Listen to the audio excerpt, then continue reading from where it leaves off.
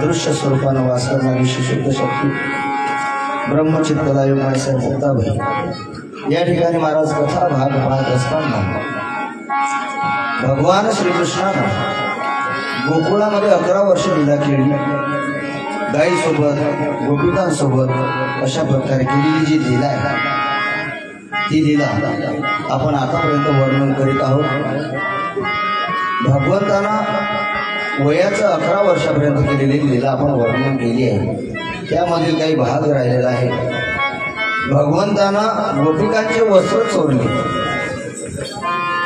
हेमंत ऋतूतील मार्गशीर्ष महिन्यामध्ये गोपींनी हविष्य अन्न खाऊन कात्यायनी व्रत केलं, उपवास केला आणि त्या गोपिका दररोज महाराज त्या ठिकाणी यमुना नदीमध्ये जायच्या, स्नान करायच्या, वाळूची मूर्ती बनवायच्या, त्या ठिकाणी नैवेद्य भोग द्यायच्या। अशा प्रकारे त्यांचं ते व्रत सुरू असताना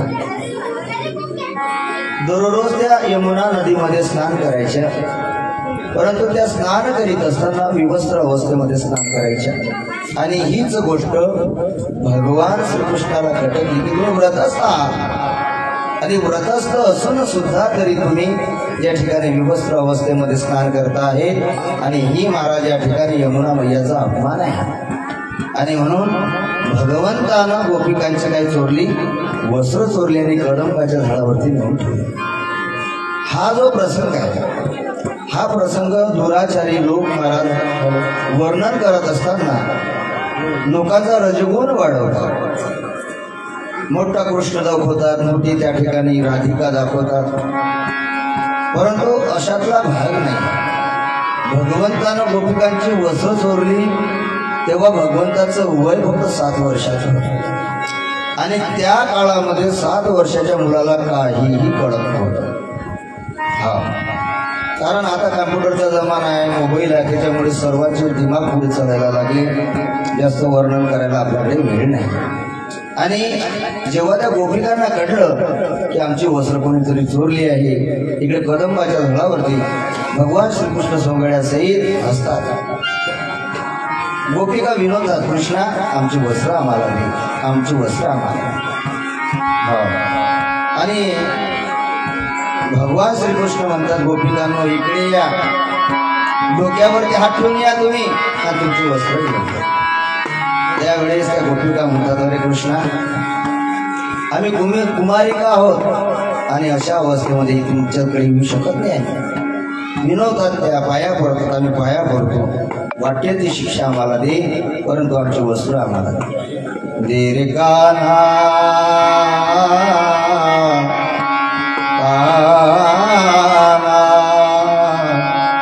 तेरे थोड़ी अनालोगड़ी तेरे गाना तेरे थोड़ी अनालोगड़ी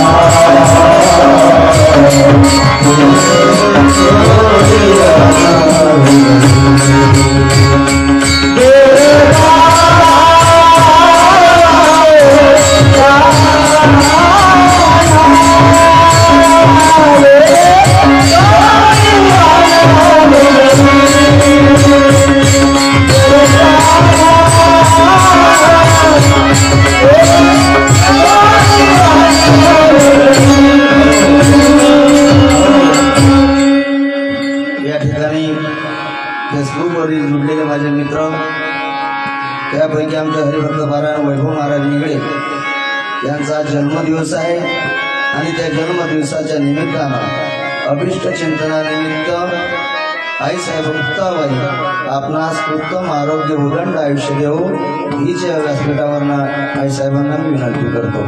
सियावर रामचंद्र भगवान. प्रसंग आहे त्या गोपिका त्या ठिकाणी विनवत आहेत आणि भगवान कृष्ण त्यांना बोलवत आहे.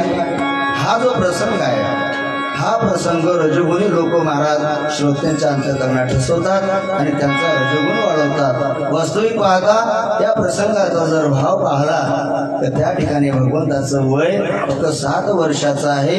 जेने परमार्थ ओळखिला तेने जन्म सफल केला, हे तो प्राणी या जन्मला कुलक्षया कारणे. परमार्थ करीत असताना त्यामध्ये जर शुद्ध भाव नसेल तर महाराज तो केलेला परमार्थ सुद्धा धर्म आहे. श्री शुभदेवजी महाराज या ठिकाणी राजा परीक्षिताला रासलीला वर्णन करीत असताना सांगतात की हे परीक्षिता, अरे रासलीला म्हणजे जीव आणि शिव ऐक्य आहे, जीव आणि शिवाचं मिलन आहे. हो, अशा प्रकारे गोप त्याला म्हणावं की ज्याला भगवंताच्या प्राप्तीची तीव्र इच्छा ज्याच्या अंतःकरणामध्ये आहे त्याला गोप असं म्हटलेलं आहे. आणि गोपावती ती गोपी त्यांना म्हटलेलं आहे महाराज की ज्यांच्या स्वरूपामध्ये हृदयामध्ये गुप्त वृत्तीरीतीनं आणि भगवान श्रीकृष्ण वास करतात. अशा प्रकारे त्या ठिकाणी रास क्रीडा म्हणजे काम क्रीडा करणारे असा अर्थ काढणारे जे लोक आहेत ते दुराचारी आहे महाराज. देह तादात्म्य भाव ईश्वरामध्ये पूर्णपणे समर्पण करण्याची जी क्रिया आहे त्या क्रियेला महाराज रास क्रीडा असं म्हटलेलं आहे. परंतु महाराज जशी दृष्टी अशी माणसाची तशी त्याला सृष्टी दिसते. या ठिकाणी श्रीमद भागवत महापुराण हा एक मनोरंजनाचा विषय नसून आत्मउद्धाराचा विषय आहे महाराज. ही एक भक्ताची अवस्था आहे. पतिव्रते जैसा भ्रतार प्रमाण आम्हा नारायण तैसा परी. अशा प्रकारे या ठिकाणी विवेक बुद्धीनं आणि स्वरूप रवीने मंथन केल्याशिवाय ज्याप्रमाणे नवनीत मिळत नाही त्याप्रमाणे महाराज, कारण श्रोत्याचे प्रकार आहे. हंसरूपी श्रोता आहे. हा हंसरूपी श्रोता त्याच्यासमोर जर दूध ठेवलं तर त्यातलं महाराज तो पाणी वेगळं करतो आणि दूध घेतो म्हणजे पृथक्करण करतो. चातक नावाचा महाराज पक्षी आहे, तो फक्त नभामधलं पाणी पितो. अशा प्रकारे महाराज या ठिकाणी भगवान श्रीकृष्णाची लीला आहे. आणि भगवान श्रीकृष्ण म्हणतात गोपिकांना तुमचे वस्त्र मी तुम्हाला देईल, पण त्याकरता शरद पौर्णिमेच्या दिवशी तुम्हाला माझ्यासोबत आणि रासलीला खेळायला यावं लागणार आहे. अशा प्रकारे त्या ठिकाणी त्या गोपिकांनी मान्यता दिली. आणि रास क्रीडा खेळत असताना महाराज ज्या वेळेस शरद पौर्णिमेची रात्र आली तर ह्या ज्या गोपिका आहेत या गोपिका आपल्या घरी होत्या महाराज. आणि भगवंतानं अप्रतिम वेणुनाद केला. अप्रतिम वेणुनाद केल्यानंतर त्या गोपिका आहेत त्यांना महाराज त्या ठिकाणी चेतना निर्माण झाली. कोणी गोपी महाराज झाडत होती, कोणी गोपी महाराज सारत होती, कोणी गोपी अंतरून पांघरून करत होती, कोणी गोपी शृंगार करत होती त्या ठिकाणी. परंतु जेव्हा भगवंतानं महाराज वेणुनाद केला त्या गोपिका आहेत ना सगळ्या कामधंदा विसरल्या त्या. आणि कामधंदा विसरून महाराज कपाळी काजळ, डोळ्यामध्ये कुंकू, दंडात पैजण वारिले. अशा प्रकारे त्यांची अवस्था झाली. आणि ह्या ज्या गोपिका आहेत ह्या आपल्या घरातून निघाल्या महाराज भगवंताच्या भेटीला. कारण भगवंताचं जे गाव आहे, भगवंताचं जे घर आहे महाराज ते जवळ नाही, दूर आहे. दूर नगरी बड़ी दूर नगरी,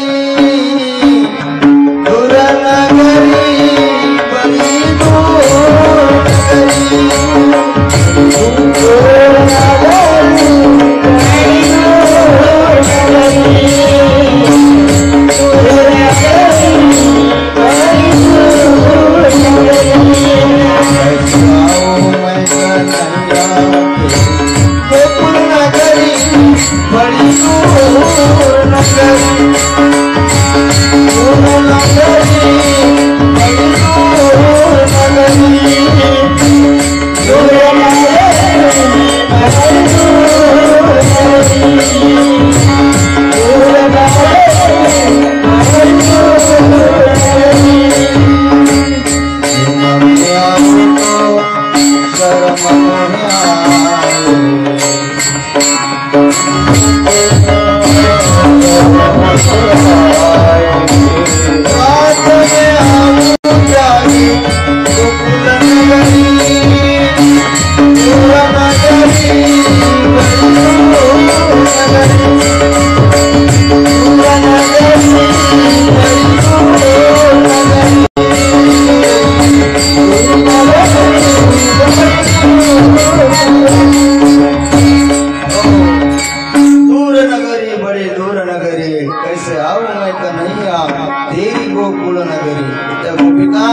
आपलं स्त्रीत्व विसरून महाराज त्या ठिकाणी आपल्या घरातून निघाल्या।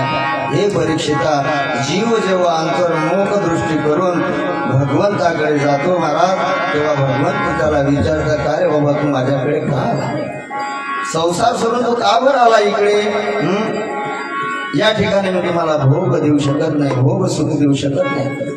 या ठिकाणी फक्त तुम्हाला आनंद प्राप्त होईल आणि म्हणून ज्यांना आनंद प्राप्त करायचा असेल त्यांनाच या रासलीलेमध्ये महाराज सहभागी होता येईल, त्यालाच ही रास क्रीडा खेळता येईल। आणि त्या ठिकाणी महाराज शरद पौर्णिमेची रात्र आहे, भगवंताच्या सोबत महाराज त्या गोपिका गोल झालेल्या आहेत आणि भगवंतानं आपला वेणुनाद ओठावरती धारण केल्यानंतर अप्रतिम वेणुनाद जेव्हा वाजवायला सुरुवात केली, त्या गोपिका म्हणतात, देवा अरे तुझा वेणुनाद धीरे धीरे वाजव बाबा, आमचा प्राण निघायला पाहतोय।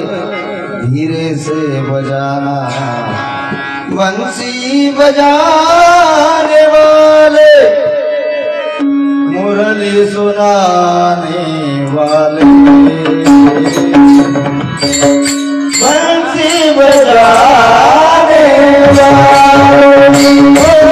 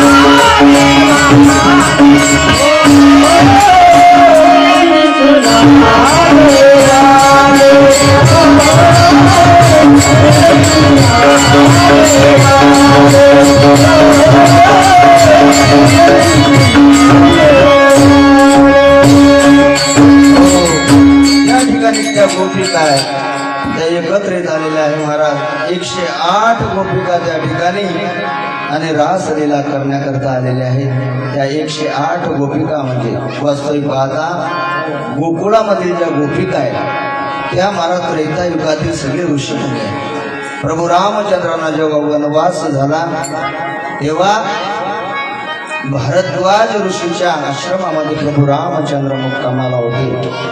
त्या ठिकाणी सर्व ऋषीमुनी आले आणि भगवान प्रभू रामचंद्राचं जेव्हा त्यांनी रूप पाहिलं त्यावेळेस महाराज त्या ऋषीमुनींच्या सुद्धा मनात आकर्षण निर्माण झालं होतं। तेव्हा भगवंतानं मनोमन त्यांची वासना पूर्ण करण्याचं ठरवलं की द्वापार येईल तेव्हा तुम्ही गोकुळामध्ये जन्म घ्याल।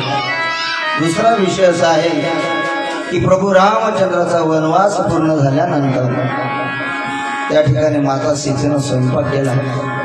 108 ऋषी त्या ठिकाणी जेवायला बसले आणि जेवायला बसले असताना त्या ठिकाणी हातावरती पाणी घेतलं। नारदानं दुर्वास ऋषीच्या कानामध्ये गोष्ट सांगितली म्हणे दुर्वासजी स्वयंपाक सीतेनं बनवलेला आहे। स्वयंपाक कोण बनवला? सीतेनं। आणि ही रावणाच्या घरी राहून आलेली आहे, चालेल तुम्हाला तिच्या हातचं? दुर्वासानं लगेच हात आवरला। सीता मैया म्हणते महात्मा क्या हुआ आपको, क्यों नहीं खाना खा रहे आप? नहीं खाना हमको, क्यों नहीं खा रहे? सांगितलं अगं काय तुझ्या हातचं जेवण करायचं, तू रावणाच्या घरी राहून आलेली आणि तुला हे स्वयंपाक बनवला तुझ्या हातानं वाढला, नाही खायचं आम्हाला। सीता मैयाला कधी राग येत नाही, परंतु सीता मैयाला राग आला, जानकीला राग आला आणि जानकी मैया महाराज उठून उभी राहिली, हातामध्ये पाणी घेतलं जानकी मैयानं आणि जानकी मैया म्हणते हे ऋषींनो मी रावणाच्या घरी जरूर राहून आली असेल, पण माझं पतिव्रत जर मनानं सुद्धा जर बिघडलं असेल ना तर या ठिकाणी मी जडून भस्म होईल किंवा तुम्ही सर्व या ठिकाणी स्त्रिया होसाल आणि ते पाणी खाली सोडलं मारा। सगळे ऋषीमुनी पाया झाले, सगळ्या स्त्रिया झाल्या एकमेकांकडे पाहायला। सीता मैया माफ करा मला, आमच्याकडून फार मोठी चूक झाली, श्राप दिला म्हणे हा तर तुम्हाला भोगावाच लागेल म्हणे, व आम्ही नक्की भोगू म्हणे, परंतु पुढे भोगू म्हणे। आणि तो श्राप भोगण्याकरता हे ऋषी मुनी महाराज द्वापार युगामध्ये गोकुळामध्ये महाराज अवतरले आहेत। सियावर रामचंद्र आणि हेच त्या ठिकाणी आलेले आहेत महाराज। अशा प्रकारे या ठिकाणी महाराज जेव्हा रासलीला सुरू झाली तेव्हा कामदेव येऊन उभा राहिला। कामदेवाला असं वाटलं रासलीला आहे या ठिकाणी, तसंच भगवंताचं जे चरित्र आहे महाराज, चरित्र ते महाराज उच्चारायचं सांगितलेलं आहे अशा प्रकारे। परंतु जहा राम हा काम नाही त्या ठिकाणी महाराज त्याला सुद्धा अपमान वाटला, कामदेवाला वापस गेला तो। अशा प्रकारे या ठिकाणी महाराज ज्या गोपिका आहे त्या खेळ खेळीत असताना त्यांना देहाचा विसर पडला, कारण देह 4 प्रकारचे सांगितले महाराज, स्थूल देह, सूक्ष्म देह, कारण देह आणि महाकारण देह। अशा प्रकारे अवस्था सुद्धा 4 प्रकारच्या सांगितल्या, जागृती, स्वप्नी, सुषुप्ती आणि उन्मनी।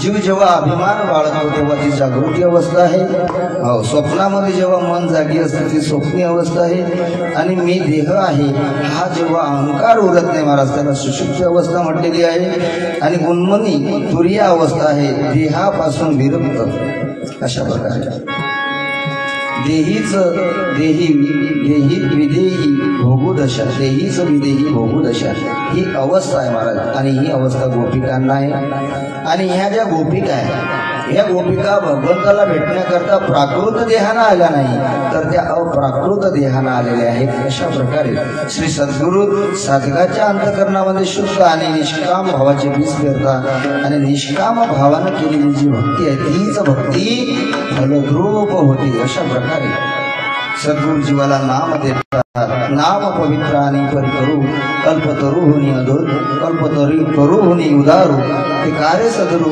मेनसी तरसी हो सागरू। अशा प्रकारे त्या गोपिका खेळ खेळत असताना दमल्या। भगवंत म्हणता गोपिकांनो आता तुम्ही वापस जा, तुमचं काम झालं, जा तुम्ही वापस। ज्यावेळेस भगवंतानं त्यांना सांगितलं वापस जा तेव्हा त्या गोपिका व्याकुळ झाल्या महाराज, अरे कृष्णा असा निष्ठुर का बरं झाला तू? अशा प्रकारे भगवंत म्हणता गोपिकांनो, अगं तुमचा पती तुमच्या घरी आहे, तो तुमची वाट पाहत असेल. आपला पती रोगी असेल, आपला पती दुःखी असेल, कष्टी असेल, दारिद्र्य असेल, तरी पती हा परमेश्वराच्या ठाई असतो गोपिकांनो. कारण जी पतीच्या जगण्यानं जगते, जी पतीच्या मरण्यानं मरते, त्याच्या सुखात सुख, त्याच्या दुःखामध्ये दुःख सहभागी होऊन उन्हाळा पावसाळा हिवाळ्यामध्ये महाराज त्याच्या पावलावर पाऊल टाकून जी स्त्री महाराज चालते ना, तिला पतिव्रत असं म्हटलेलं आहे. आणि गोपिकांनो, तुम्ही आपल्या पतीचा त्याग करू नका करू. अशा प्रकारे त्या ठिकाणी भगवंत महाराज त्या गोपिकांना समजवत आहे. आणि त्या गोपिका उत्तर देतात की भगवंता कृष्णा, अरे तूच आम्हाला शिकवलं की आत्म्याचा पिता पुत्र कोणी नसतो. हो, अशा प्रकारे आम्ही तुझ्याकडे आत्मस्वरूपानं आले आहोत, अपाकृत देहानं आलेलो आहोत. अशा प्रकारे त्या समजवायला लागल्या. परंतु कृष्ण म्हणतात तुम्ही घरी जा, तुमचा पती घरी. त्या गोपिका म्हणतात पती हा परमेश्वर आहे. कृष्णा तू आम्हाला सांगितलं, पती परमेश्वर असतो तू आम्हाला सांगितलं, पण परमेश्वराचा पती मिळाल्यानंतर त्या मर्त्या पतीकडे का बरं आम्ही जाऊ? कशासाठी जाऊ आम्ही? कृष्णा तुला एक दृष्टांत देतो आम्ही. बघ, एखादी स्त्री आहे, पतिव्रता आहे ती, आणि तिचा पती चातुर्मासाकरता जात असताना त्यानं सांगितलं पत्नीला, हे बघ मी आता चातुर्मासाला चाललो, मला माहिती आहे मी जेवण केल्याशिवाय तू जेवण करत नाही, मी पाणी पिल्याशिवाय तू पाणी पित नाही, तुला सगळं माहिती आहे, माझी पूजा केल्याशिवाय तुला बरं वाटत नाही, म्हणून तू एक काम कर, हा माझा फोटो घे, या फोटोचीच पूजा कर, या फोटोला नैवेद्य दे, नंतर तू जेव, याचं स्नान कर, पाण्यानं पुसून काढेला, नंतर तू स्नान कर, तुझे आहे नवरा वाया जाणार. देवा त्या स्त्रीच्या पतीनं तिनं एक फोटो दिला त्या पतीनं त्या पत्नीला, आणि तो पती चातुर्मासाकरता निघून गेला. चातुर्मासाकरता निघून गेल्यानंतर ती स्त्री जवळ झोपायची, आपल्या पतीची त्या फोटोची आपला पती म्हणूनच सेवा करायची, ती सगळे भोग द्यायची, नंतर महाराज ती खायची, त्याला झोपवायची, नंतर झोपायची. असं किती दिवस चाललं? 4 महिने चाललं. सांगा देवा, 4 महिने निघून गेल्यानंतर ती स्त्री आपल्या पतीच्या फोटोच्या समोर बसली आहे, ती आराधना करत आहे, मनोमन त्याची भक्ती करत आहे, त्याला आठवत आहे. देवा तेवढ्यामध्ये पती आला, दरवाजावरती थाप टाकली, अगं सगुणा उघड कावड, दरवाजा उघड. सांगा देवा, आता त्या पतिव्रता स्त्रीनं त्या फोटो जवळच बसायचं की आपला असलेला पती त्याला आत घ्यायचं? जो आलेला पती आहे खरा खुरा, त्याला हात घ्यायचा.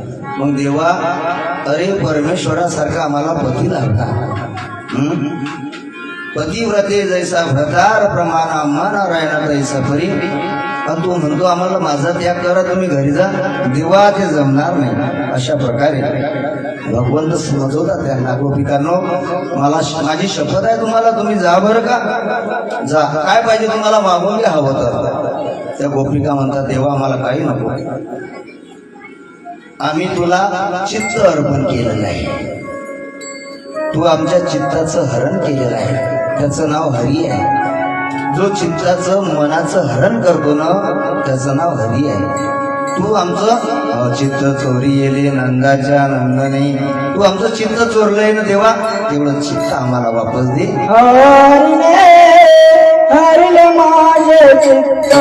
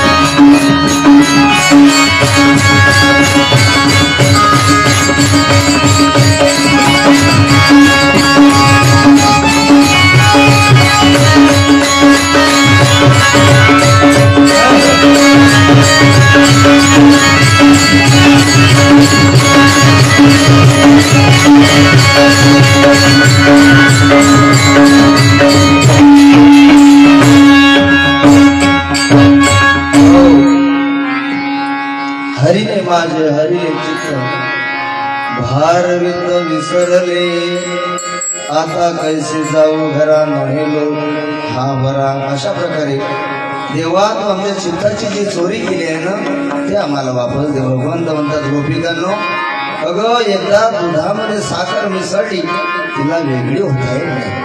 एकदा का नदी समुद्राला मिळाली की तिला वेगळं होता येत नाही. त्याप्रमाणे एकदा का हे मन भगवंताला अर्पण केलं समर्पित केलं की त्याला मन वेगळं होता येत नाही. अशा प्रकारे काय पाहिजे तुम्हाला दुसरं मागून घ्या. मग देवा आम्हाला अधरामृत द्या. अधरामृत अधरामृत शब्दाचा अर्थ कामुक असा नाही होत बरं का. अधरामृत म्हणजे अधरामृत म्हणजे ज्या ठिकाणी मीपणा नाही, ज्या ठिकाणी तूपणा नाही, ज्या ठिकाणी सगळे भेद मिळतात विसरतात महाराज. कुठला भेद राहत नाही. हा काळा आहे, हा गोरा आहे, हा उंच आहे, हा ठेंगणा आहे, हा श्रीमंत आहे, हा गरीब आहे, हा या जातीचा आहे, तो त्या जातीचा आहे. जात वीत गोत गोड शिड मात भजका त्वरित भावना युक्त. सगळे भेद मिटतात. आणि मी माझी आठवण विसरले जयाचे अंतकरण पार्था तो संन्यासी जाण निरंतर. अशा प्रकारची वृत्ती म्हणजेच महाराज त्या ठिकाणी अधरामृत म्हटलेलं आहे. आणि ही वृत्ती आम्हाला तू दे की हे जे जग आहे हे विश्व आहे, हे विश्व सगळं आम्हाला देवरूपानं दिसावं अशी मागणी त्या ठिकाणी भगवंताशी त्या करतात. भगवंताशी एक रूप व्हावं अशा प्रकारचा तो भाव आहे. अशा प्रकारे देवा आता काही मागायचं नाही आम्हाला आणि तू आम्हाला काही शिकवू सुद्धा नको. खूप शिकवलं बाबा तू आम्हाला. अशा प्रकारे पती परमेश्वर आहे, घरी जा, असं करा तसं करा. याती कुळ माझे याती कुळ माझे गेले हरपून.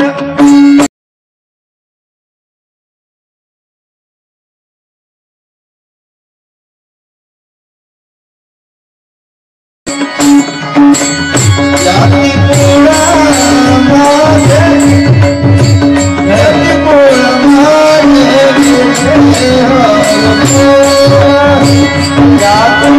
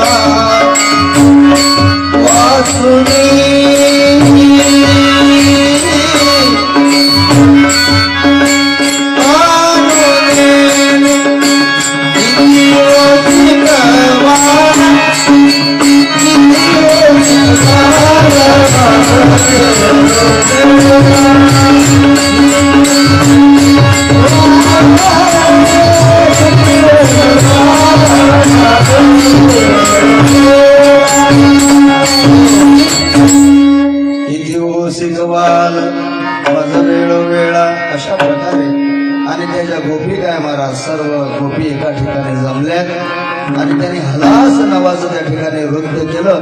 महारास सुरू झाला महाराज. अशा प्रकारे कामदेव त्या ठिकाणी स्तब्ध उभा राहिला. आज सुद्धा महाराज आपल्याला रासलीला बघायला मिळते. महाराज महारास लीला बघायला मिळते कुठं? पंढरपुरामध्ये, ज्या ठिकाणी सगळे भेद मावळतात.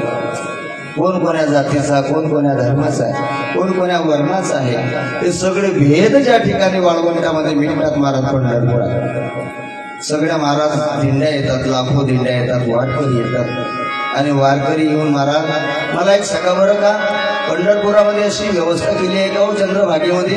स्त्रियांनी इकडनं स्नान करावं, पुरुषांनी तिकडनं स्नान करावं, अशी व्यवस्था केली आहे का पंढरपुरात? नाही महाराज.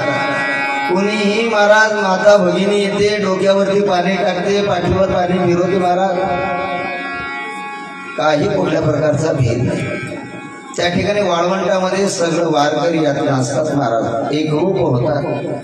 त्या ठिकाणी हातात हात घेऊन फुगड्या खेळतात. त्या ठिकाणी कोण कोणाचा कोणाला माहिती आहे? कोण कोण्या जातीचा, कोण कोण्या धर्माचा माहिती आहे? सगळे भेद त्या ठिकाणी मिटतात महाराज. कोणी कोणाच्या हातामध्ये हात घेईल, फुगड्या घेईल महाराज, आनंद घेईल. खेळ मांडीला वाळवंटी घाई नाचती वैष्णव भाई, नाचती वैष्णव भाई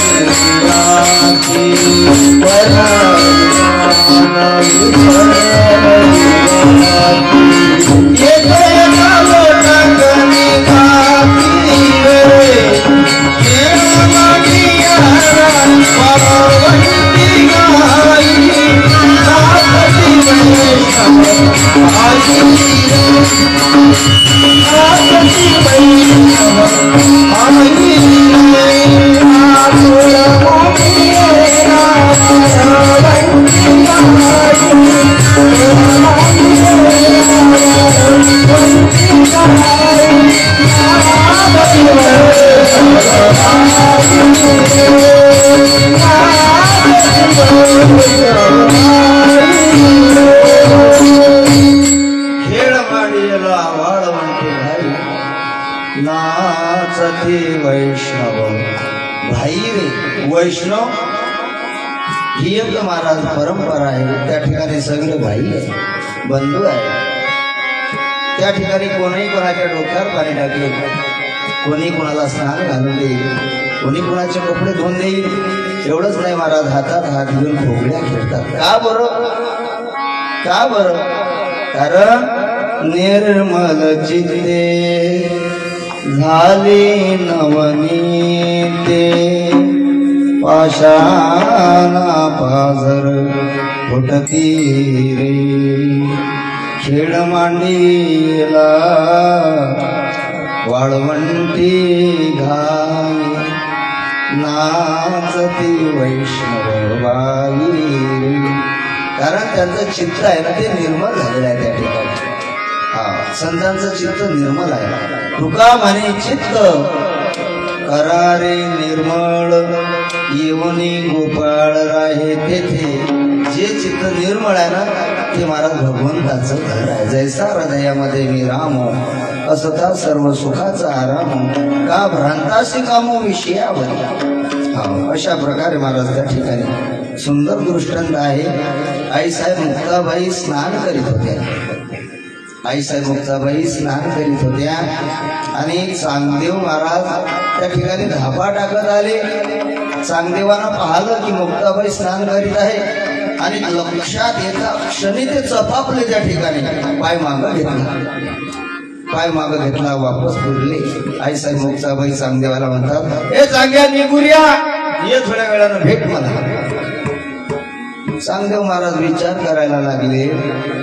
मुक्ताबाईनं मला निगुऱ्या का बरं म्हटलं चालू आले मग चांगले महाराज का ग मुक्ती मला तू निगुऱ्या म्हटलं काय केलं मी अरे म्हटला तू का बरं चपापला का बरं वापस गेला तू तेवढे चांगले महाराज म्हणता अगं मुक्ता तू स्नान करत होती ना म्हणून मी मागच्या मागं पाय ओढला का ओढला तुझ्यावरती गुरुकृपा नाही अरे अजून तुझे भेद मावळले नाही 1400 वर्ष जगला बाबा तू 14 वेळा काळाला तू वापस पाठवलं अजून तुझ्या देहाचा तुला लोभ गेला नाही अजून तू देहाला महत्व देतोय हे स्त्रीचा देह आहे हा पुरुषाचा देह आहे हा महाराज जनावराचा देह आहे अरे जनी मनी हिंडता काय वस्त्रे नेसत असती काय भक्ती काय आहे ती चरून राहिली तिकडे तिच्या अंगावरती वस्त्र घातलं काय रे कोणी मग ज्या प्रमाणात त्या गायीकडे पाहण्याची भावना आहे दृष्टी आहे तशी दृष्टी तुझ्याकडे का नाही रे मी तुझी मुलगी समज मी तुझी बहीण समज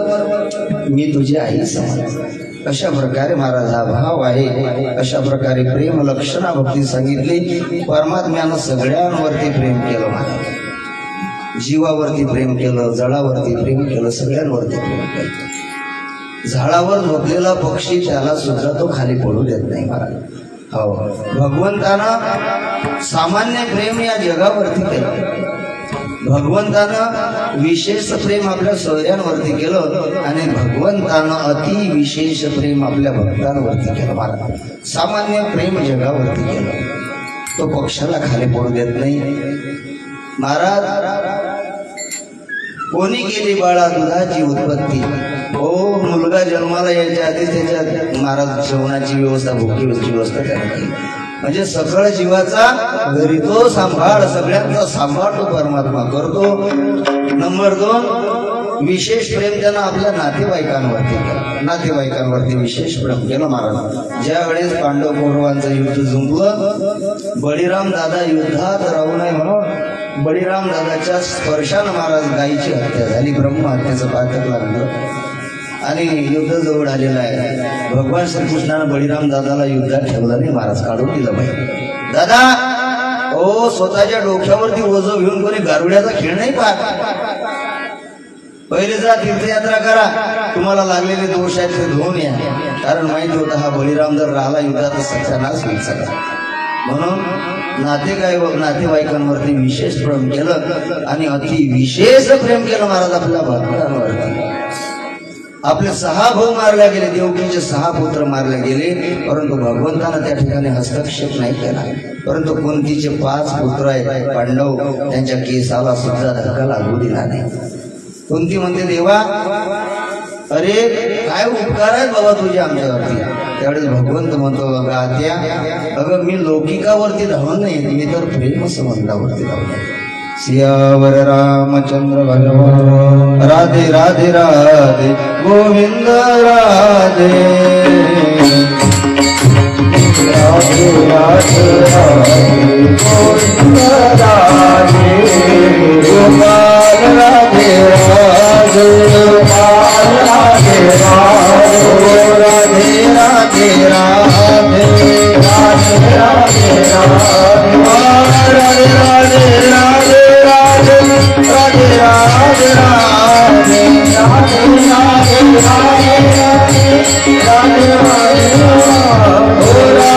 राधे राधे राधे